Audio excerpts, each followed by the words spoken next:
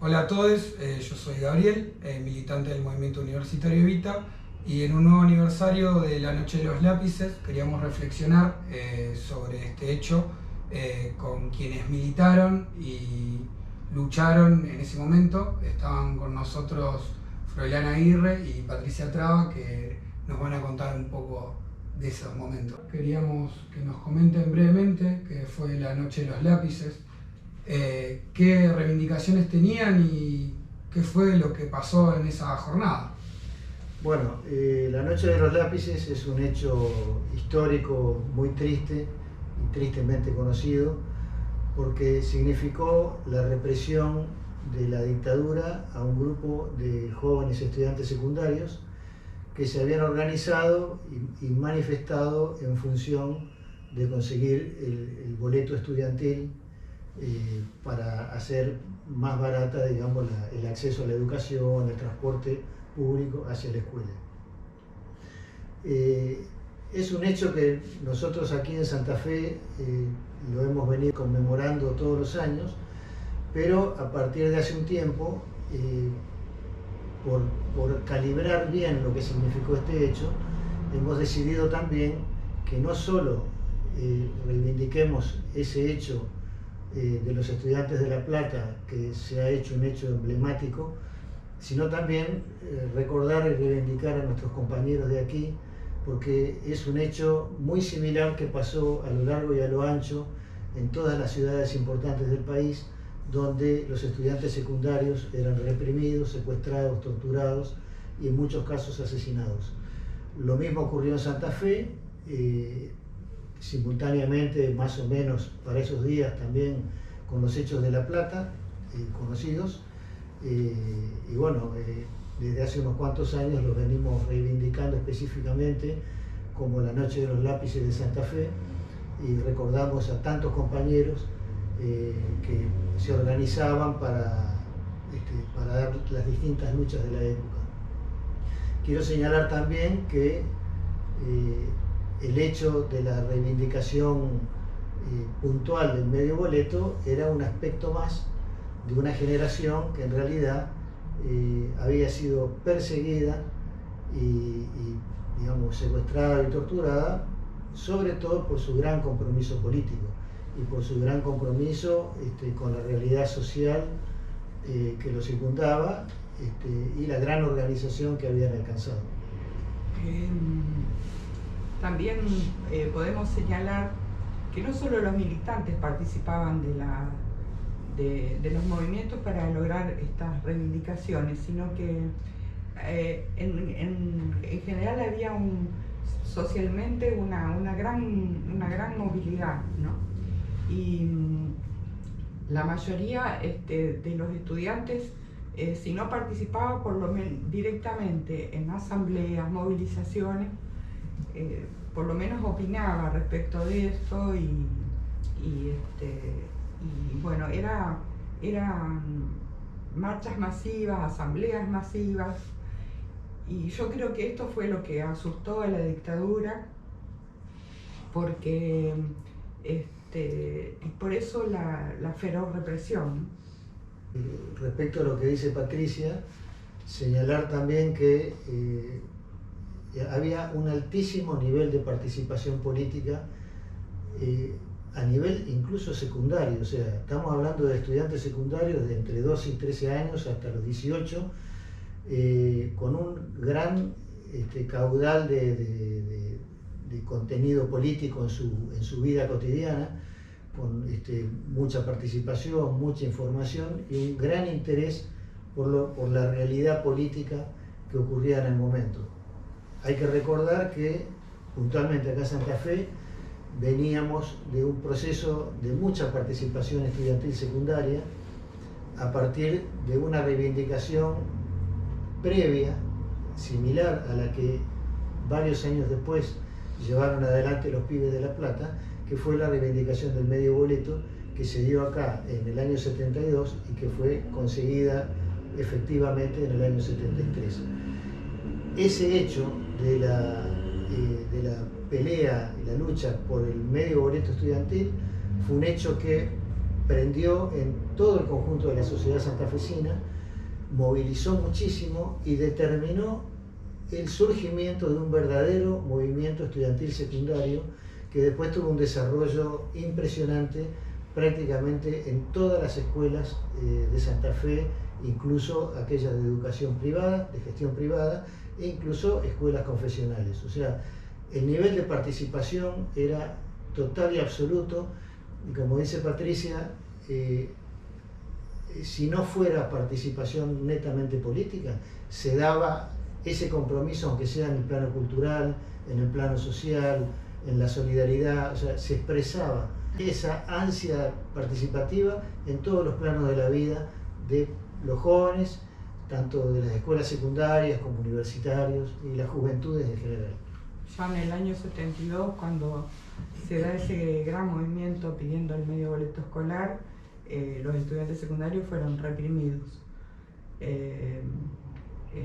Venía en ese entonces la Guardia Rural, los Pumas, los llamados guardias rurales, y la asamblea, recuerdo una asamblea que se hizo muy grande en el lugar del Sindicato de la Sanidad, donde, bueno, fue rodeada la manzana y los estudiantes que no salían con sus padres eran detenidos. Y bueno, eso fue como decía Freud, de chicos desde el primer año que son chiquitos, digamos, participando, y bueno, eso va a dar después lugar a que en el 73, cuando se recupera el gobierno democrático, se van a ir conformando las agrupaciones estudiantiles, ¿no? Y en el caso del peronismo fue la Unión de Estudiantes Secundarios. Hay que remarcar también que esto tiene mucho que ver con cómo va a desembocar posteriormente el proceso, es que esa juventud, obviamente con esa gran ansia participativa, con ese interés por la realidad que lo circundaba, se fue organizando, pero no de cualquier manera. O sea, esa juventud primordialmente se fue organizando a través de principalmente dos o tres agrupaciones políticas que tenían su correlato en otro plano de la política nacional y local. Es decir, la participación política de los estudiantes, tanto secundarios como universitarios, como barriales, estaba vinculada también a la lucha política nacional y a un proyecto político en disputa que se estaba dando en la época, y eso determinaba que hubiera en esas agrupaciones un gran vínculo intergeneracional con compañeros de otros frentes políticos, y una gran relación de los distintos sectores juveniles con la realidad gremial, política, económica, social que ocurrían en esos momentos. O sea, era la inserción de todos los sectores juveniles y sociales en la política que se dirimía en todos los planos de la realidad nacional. También queríamos preguntarles cómo era organizarse en ese momento, cómo era la organización de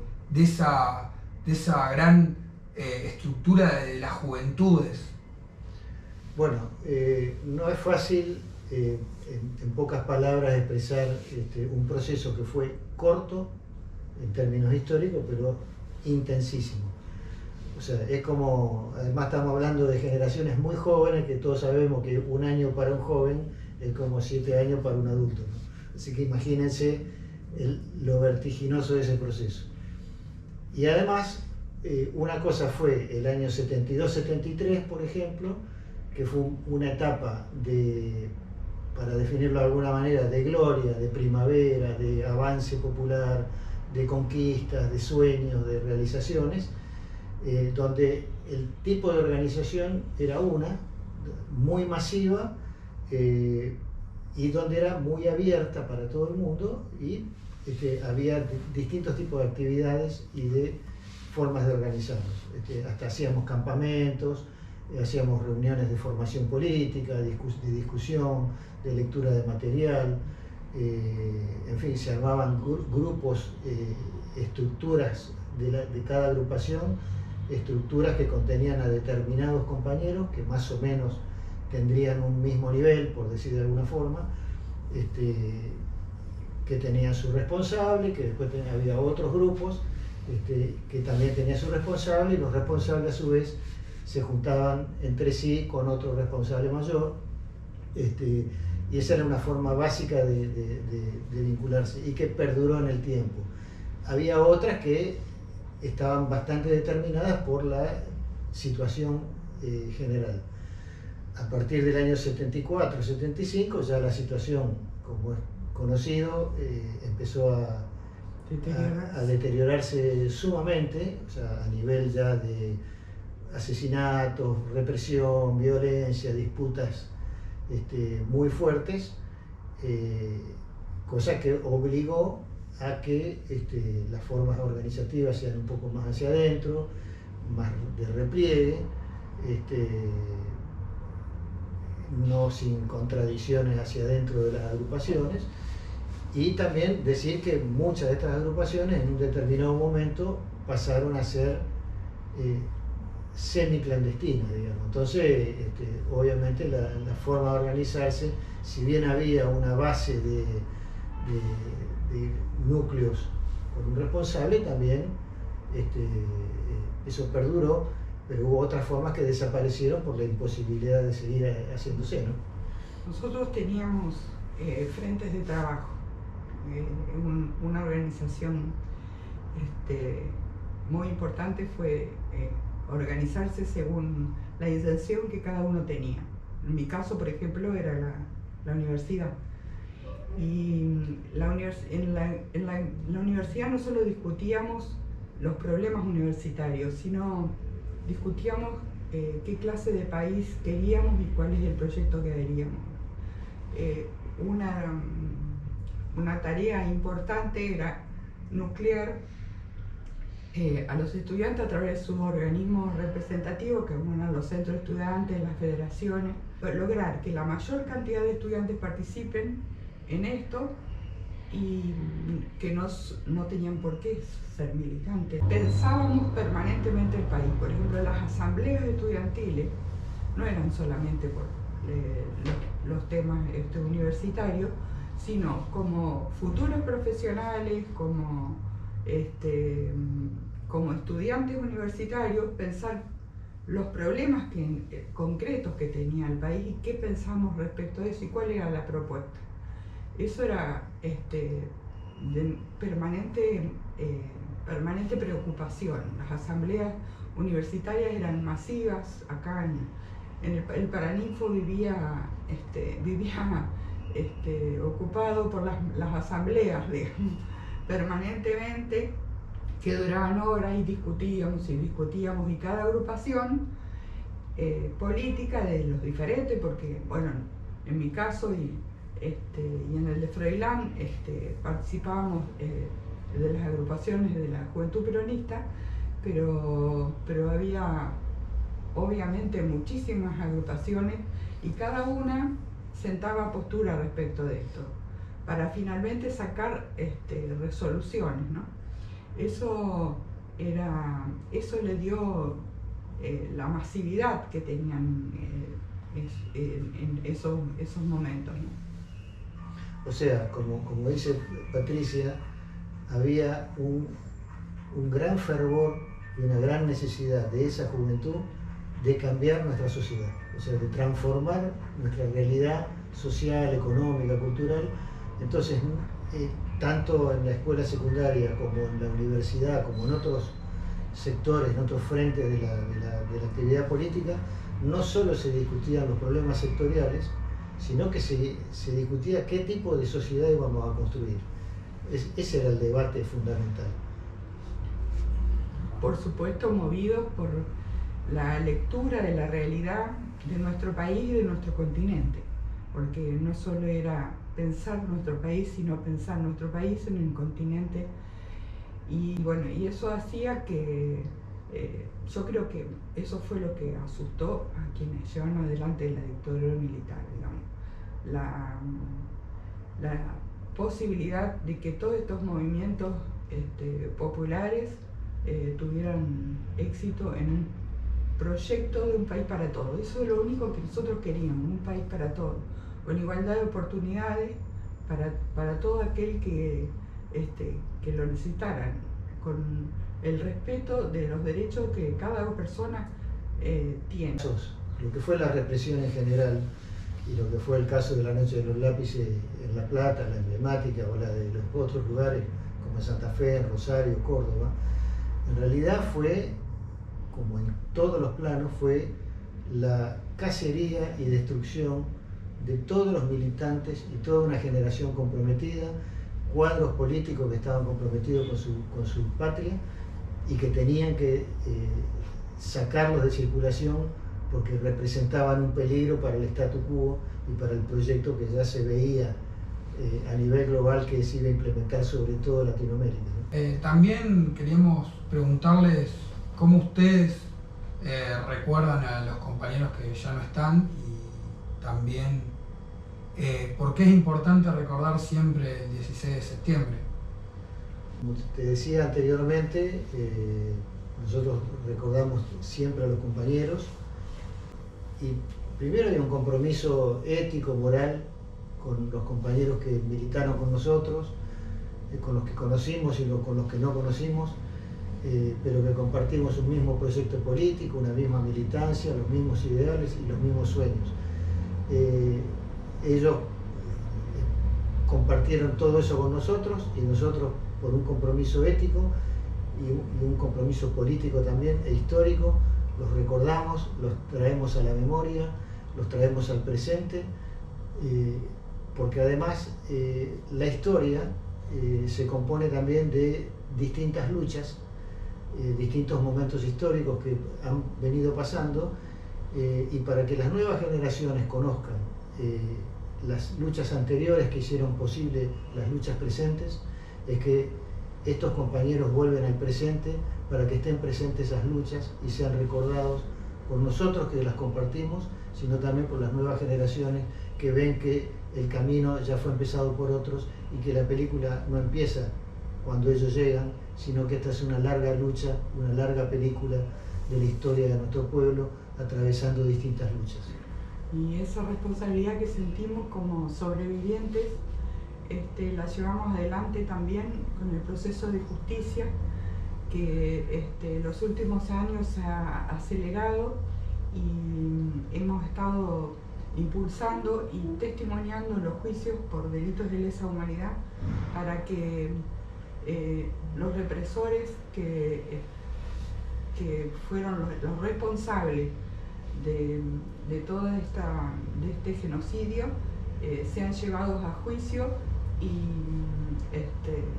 los que sean encontrados culpables condenados. Nosotros hemos respetado a rajatabla ese proceso y hemos luchado por estos juicios durante todos estos años, desde la denuncia aún estando detenidos. Nosotros, Froilán y yo, estuvimos detenidos. Hemos hecho la denuncia y después en cada instancia que se ha abierto nos hemos presentado a pedir justicia. Es también una manera importante de recordar a los compañeros que no tienen la oportunidad de dar su voz en los tribunales. Como también quisiera agregar además que en estos tiempos donde hay toda una historia en disputa, la memoria también es una cuestión en disputa. Entonces, como ahora tenemos discursos negacionistas, discursos que nos retrotraen a otros tiempos, incluso hay una pretendida reedición de los dos demonios, de la teoría de los dos demonios, es que hacer este ejercicio de memoria, traer estos hechos al presente y traer a todos nuestros compañeros a nuestro recuerdo es una forma también de pelear y dar disputa sobre esa memoria que es tan cara a nuestros pueblos. Ellos, los genocidas, quisieron hacer desaparecer no solo a los compañeros, sino a toda una historia. Y también por eso es que estamos aquí presentes hoy, recordando y seguimos soñando por el mismo país que creemos que algún día se va a dar, y a veces demora un poquito, pero demora un poco más, pero seguimos soñando y pensando que es posible otro país, otra historia, un país para todos como siempre soñamos.